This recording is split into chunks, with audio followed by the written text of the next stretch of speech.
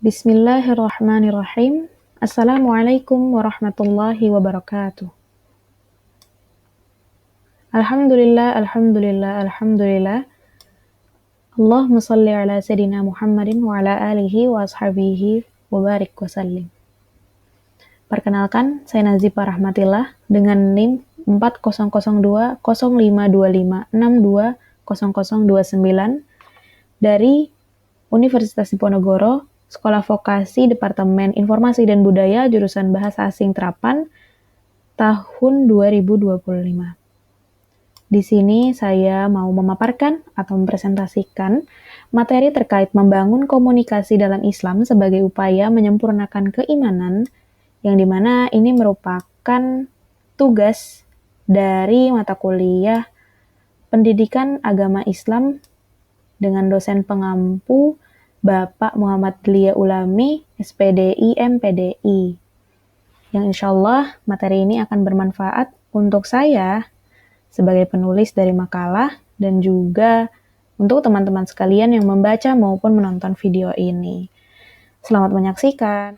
Di materi membangun komunikasi dalam Islam sebagai upaya menyempurnakan keimanan, saya ambil tema komunikasi intrapersonal yang melibatkan Tuhan Yang Maha Esa, atau bagi saudara-saudari aku yang muslim ini kepada Allah Subhanahu wa Ta'ala, karena saat ini banyak banget pemuda-pemudi brilian dengan masalah kesehatan mental karena kurangnya kualitas hubungan intrapersonal, yang ini pasti korelasinya langsung banget sama kedekatan suatu individu dengan Tuhan Yang Maha Esa. Nah, dari latar belakang tadi ada 3 rumusan masalah yang aku coba ulik untuk menjabarkan materi komunikasi intrapersonal yang melibatkan Allah Subhanahu wa Ta'ala untuk dengan upaya menyempurnakan keimanan seorang muslim. Yang pertama, apa korelasi kesehatan mental dengan keimanan seorang muslim? Unik ya. Yang kedua, mengapa bobroknya kualitas mental bisa terjadi pada mayoritas pemuda-pemudi khususnya Gen Z Indonesia? Nah, yang ini jawabannya nanti bakal bikin kaget sih teman-teman. Lalu yang ketiga, itu apa sih upaya yang bisa dilakukan untuk menyempurnakan keimanan dan meningkatkan kesehatan mental pemuda-pemudi muslim Indonesia?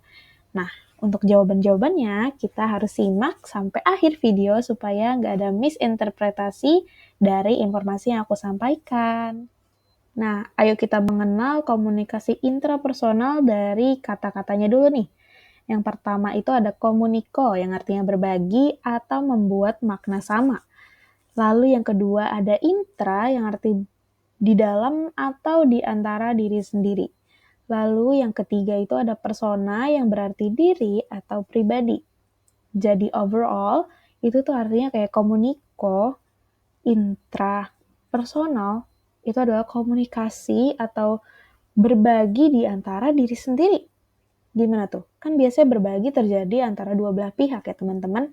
Oke, kita next slide dulu. Sebelum kita next slide, untuk memperjelas slide yang sebelumnya, di sini ada nih definisi sebenarnya dari komunikasi intrapersonal, yaitu istilah linguistik untuk aktivitas berpikir, merenung, atau merasakan yang hanya terjadinya secara internal. Ini terkait dengan aspek spiritual dan akhlak tentunya, teman-teman. Oke, ini dia slide yang dari tadi kita cari-cari. Komunikasi intrapersonal kok bisa ya berbagi di antara diri sendiri? Nah, ternyata komunikasi ini melibatkan 4 dimensi yang ada di dalam diri, yaitu akal, roh, nafsu, dan hati. Tapi, for your information, ada juga loh yang bilang kalau di dalam diri itu ada 3 dimensi, bukan 4. Nah, yang 3 dimensi ini isinya apa aja? Ada akal, jiwa, dan hati. Nah, mau yang 4 ataupun yang 3, insya Allah dua-duanya sama ya teman-teman. Nah, fungsinya tuh apa sih? Nah, fungsinya itu untuk mengolah stimulus yang ada di dalam pikiran atau dari apa yang baru aja kita lihat. Contohnya ya, kalau dalam pikiran itu bisikan yang tiba-tiba lewat atau intrusive thoughts yang anak-anak Gen Z kenal. Contohnya kayak, gimana kalau aku tiba-tiba maju ya pas lagi upacara? Atau dari yang kita lihat contohnya, wah itu keren juga, bisa dijadiin inspirasi bisnis gitu teman-teman. Nah secara filosofis, komunikasi intrapersonal itu juga masuk ke mekanisme tazkiyatun nafs karena merupakan, next slide teman-teman.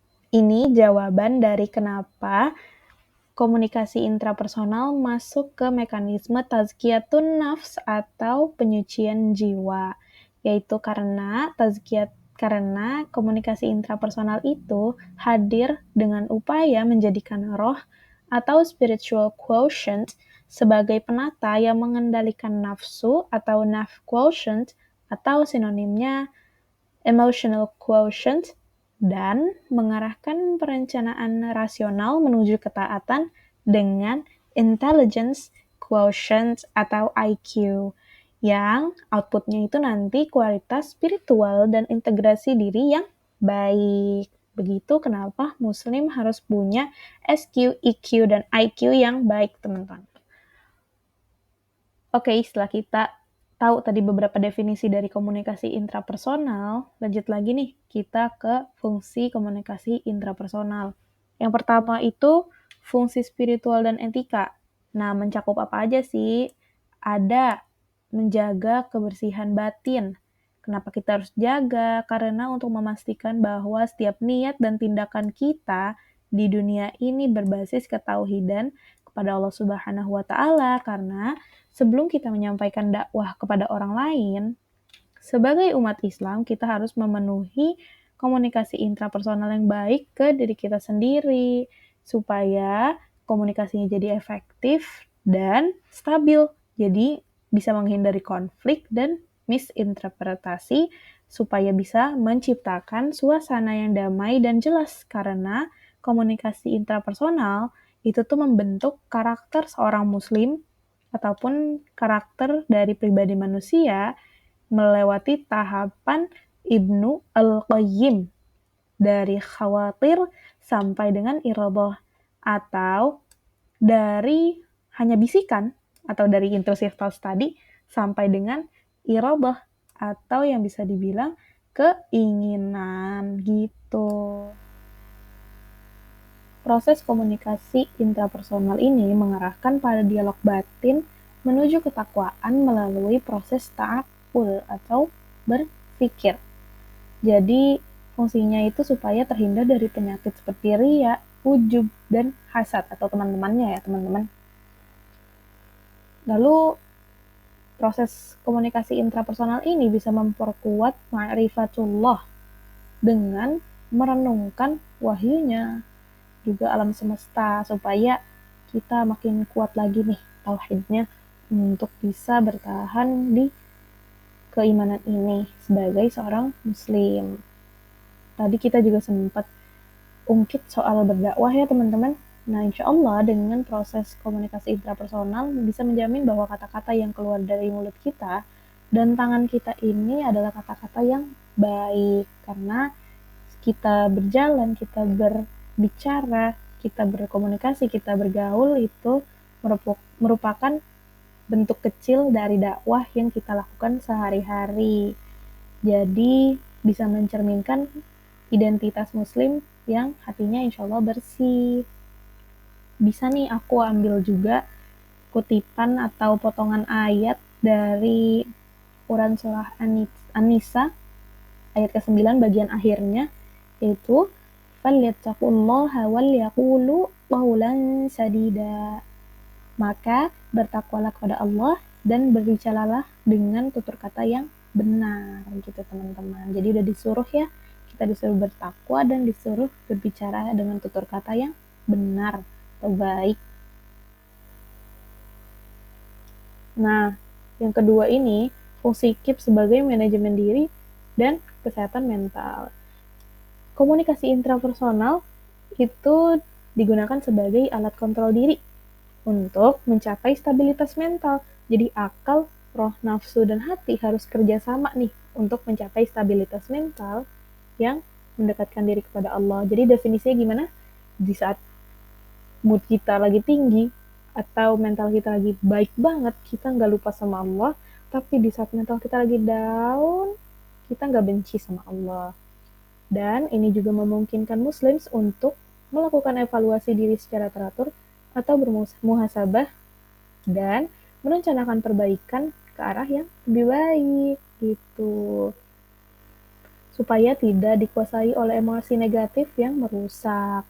Komunikasi ini juga mengolah informasi dan keinginan yang dipikirkan secara menyeluruh dengan pertimbangan keuntungan duniawi dan akhirat. Sehingga tindakannya dilakukan sesuai syariat. Jadi tindakannya masih sesuai sama syariat.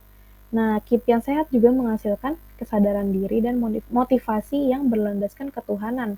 Karena patokan Muslims hidup di dunia ini udah bukan standar duniawi atau standar tren.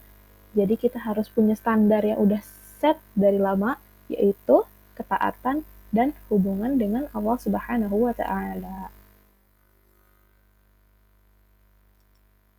Oke, lanjut lagi kita studi kasus. Rasulullah Shallallahu alaihi wasallam berkhalwat di Gua Hiro untuk menjauh dari kota Makkah. Nah, Rasulullah Shallallahu alaihi wasallam mulai sering ke Gua Hiro untuk menjauh dari keramaian kota Makkah menjelang usia ke-40. Jadi nggak semata-mata tiba-tiba Rasulullah datang terus dapat wahyu pertama di Gua Hiro. Enggak, tapi ini udah ke beberapa kali Rasulullah datang untuk menjauh dari keramaian kota Makkah. Itu dilakukan karena Rasulullah Shallallahu Alaihi Wasallam merasa gelisah dengan kondisi masyarakat Arab yang saat itu penuh kebodohan dan kerusakan moral, sehingga Rasulullah Shallallahu Alaihi Wasallam mencari kebenaran dan petunjuk dari pemilik alam semesta. Dari sini saya mengambil pelajaran berharga. Jadi padahal banyak yang bisa Rasulullah lakukan. Kalau misalnya Rasulullah ngikutin tren saat itu, minum miras atau tidur-tiduran malas-malasan terus, tapi itu tidak Rasulullah lakukan. Instead atau yang lain, Rasulullah malah melakukan komunikasi intrapersonal. Nah, dari sini Rasulullah berpikir dan berbincang dengan dirinya untuk merasakan kehadiran Allah Subhanahu wa taala atau pemilik alam semesta. Karena saat itu Islam belum hadir ya, teman-teman. Nah, tentunya karena Rasulullah saat itu belum ada Islam, itu merupakan tradisi agama Hanafiyah atau agama yang asal muasalnya dari Nabi Ibrahim juga, sebagai bentuk ibadah karena meyakini ada yang lebih esa dari menyembah roti yang pada akhirnya akan dimakan. Benar. Kenapa sampai disebut zaman jahiliyah? Karena pada masa itu orang-orang benar-benar nyembah roti yang setelah disembah bakal dimakan, teman-teman. Sejahiliyah itu.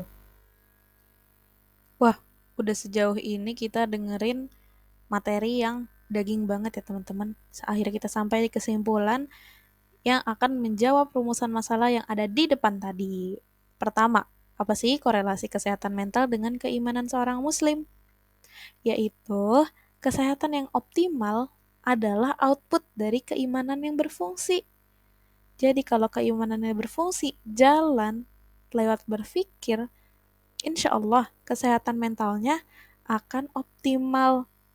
Nah, contohnya gimana aja nih? Yang pertama, keimanan tuh memberikan makna tauhid ke pengalaman hidup. Ini menghasilkan stabilitas mental. Contohnya ya, aku kasih tadi kasus dikit aja. Kayak misalnya orang yang banyak ngambil foto di momen-momen kecil dan membagikannya akan lebih berarti daripada orang yang jarang ambil foto walaupun kegiatan mereka sama teman-teman. Hariannya mereka sama, sama-sama kuliah, habis itu pulang, habis itu makan. Yang ngambil foto terus ini akan terekam, nanti akan dikenang di masa depan. Yang jarang ambil foto nanti akan lupa akan sensasi yang ada pada saat itu. Lalu yang kedua, keimanan memastikan roh atau spiritual quotient memiliki kendali atas nafsu dan emosi negatif. Lalu yang ketiga, komunikasi intrapersonal yang aktif bermuhasabah akan mencegah muslim dari penumpukan konflik batin sehingga punya fondasi kesehatan mental yang baik. Lalu jawaban dari mengapa bobroknya kualitas mental bisa terjadi pada mayoritas pemuda dan pemudi, khususnya Gen Z di Indonesia.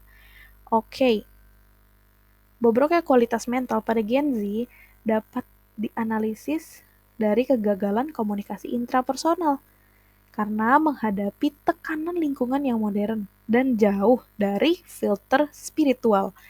Oke, yang pertama nih, SQ atau spiritual quotient punya Gen Z itu lemah. Karena kenapa? Terpapar media yang masif. Karena masif banget, akhirnya gagal mengikat input ini pada tauhid yang menyebabkan krisis tujuan hidup. Jadi alih-alih mencari keridhaan dari Allah Subhanahu wa taala, mereka terfokus pada validasi eksternal, bukannya internal dan Allah Subhanahu wa taala. Jadi cuma fokusnya ke eksternal yang berujung pada kekosongan batin dan kecemasan eksistensial. Nah, dari yang kedua tuh, masifnya konsumsi media, komunikasi interpersonal mereka itu didominasi oleh perbandingan sosial yang merusak. Jadi IQ-nya gagal membuat perencanaan yang realistis dan hatinya gagal membuat evaluasi yang adil, sehingga dialog batinnya negatif dan kendali dirinya rendah. Ketika Kip gagal mengontrol nafsu, yang terjadi itu respon impulsif. Jadi, tidak mampu menunda kepuasan dan cenderung melakukan melakukan perilaku merusak diri. Contohnya, self-harm, nauzubillah min dzalik, sebagai pelarian dari tekanan batin. Lalu, yang ketiga, itu jawaban dari apa upaya yang bisa dilakukan untuk menyempurnakan keimanan dan meningkatkan kesehatan mental pada pemuda-pemudi Muslim Indonesia. Upaya yang dilakukan adalah menguatkan kembali komunikasi intrapersonal melalui praktik yang mengintegrasikan kecerdasan dan diarahkan pada dakwah fardiyah atau dakwah pada diri sendiri, yaitu dengan ta'akul, berpikir kritis berbasis iman, lalu muhasabah dan manajemen diri. Yang ketiga, integrasi kecerdasan spiritual dengan main filter, atau menempatkan roh atau SQ, spiritual quotient, sebagai penata utama. Jadi jangan mau dikontrol sama nafsu. Lalu yang terakhir keempat yaitu menerapkan laulan sadida sebagai input komunikasi intrapersonal. Karena kita wajib untuk kasih ke orang-orang sisi baik kita karena mereka deserve, karena mereka punya hak untuk menerima itu. Jadi begitu kita mau berinteraksi dengan orang, kita harus berpikir dulu nih, ini tuh perkataan atau perbuatan yang diajarkan Rasulullah bukan ya? Kalau bukan, sebaiknya ditinggalin teman-teman, karena itu akan merusak kepribadian orang lain juga dan diri kita juga. Sampai juga kita di akhir video ya teman-teman. Masya Allah. Insya Allah materi yang aku bawakan hari ini bisa bermanfaat ke perkembangan diri teman-teman ke depannya untuk menemani perjalanan menjadi muslim yang lebih berdampak, yang lebih bahagia lagi. Sekian, terima kasih. Akhirul kalam. Wassalamualaikum warahmatullahi wabarakatuh. Barakallahu fiikum.